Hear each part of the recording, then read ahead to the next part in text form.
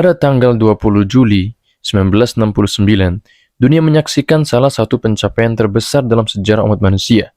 Neil Armstrong, seorang astronot NASA, menjadi manusia pertama yang menginjakkan kaki di bulan. Tapi, tidak semua orang percaya bahwa pendaratan ini benar-benar terjadi. Dalam beberapa dekade terakhir, teori konspirasi berkembang pesat yang mengklaim bahwa pendaratan Apollo 11 adalah tipuan besar. Apa yang sebenarnya terjadi? Apakah benar-benar mendarat di bulan atau ini hanya rekayasa?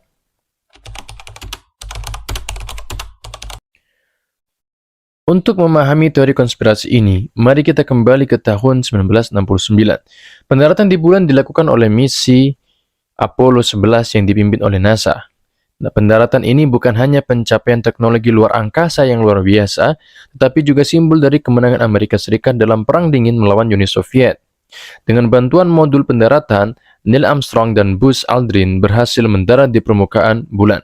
Sementara Michael Collins tetap mengorbit bulan di modul komando.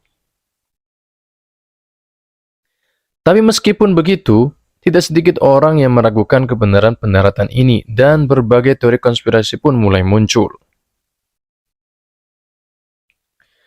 Salah satu bukti yang paling sering dikemukakan oleh penganut teori konspirasi adalah foto-foto dari pendaratan Apollo 11. Mereka mempertanyakan keaslian gambar-gambar tersebut.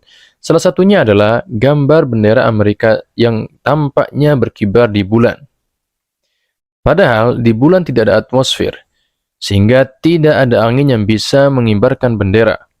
Bagaimana bisa bendera ini terlihat seperti berkibar?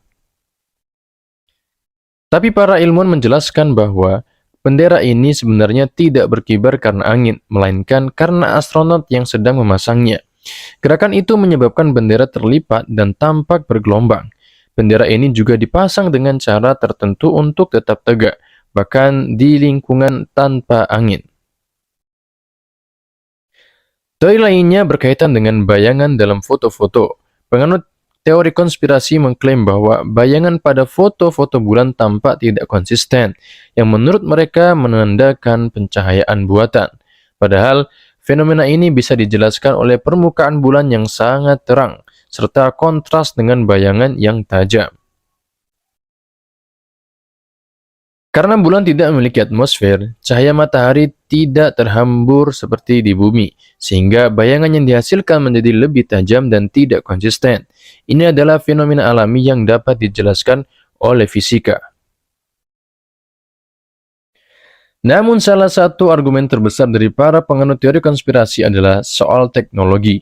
Pada tahun 1969, komputer hanya memiliki daya komputasi yang sangat terbatas, dan banyak yang meragukan apakah teknologi tersebut cukup canggih untuk mengirim manusia ke bulan.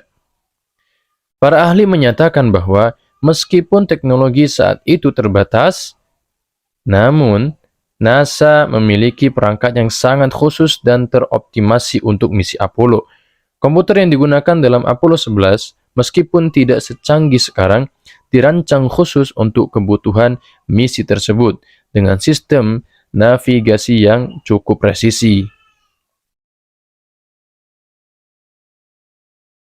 Selain foto dan rekaman, ada bukti fisik yang mendukung klaim bahwa pendaratan Apollo 11 bukanlah sebuah kebohongan.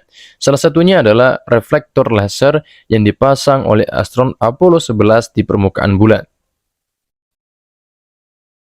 Reflektor ini masih digunakan sampai hari ini oleh ilmuwan di bumi untuk mengukur jarak antara bumi dan bulan dengan sangat presisi.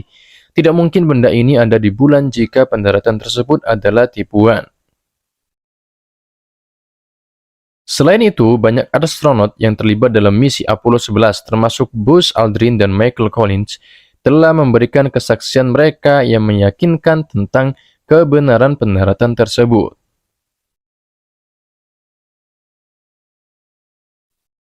Beberapa penganut teori konspirasi berpendapat bahwa pendaratan di bulan adalah sebuah kebohongan yang dirancang untuk memenangkan Perang Dingin. Pada waktu itu, AS dan Uni Soviet terlibat dalam perlombaan luar angkasa yang sengit. Ada yang berpendapat bahwa Amerika Serikat tidak ingin kalah dari Uni Soviet dalam hal prestasi teknologi.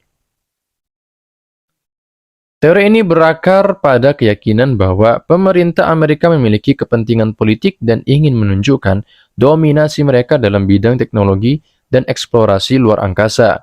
Namun, ini adalah spekulasi tanpa bukti yang kuat.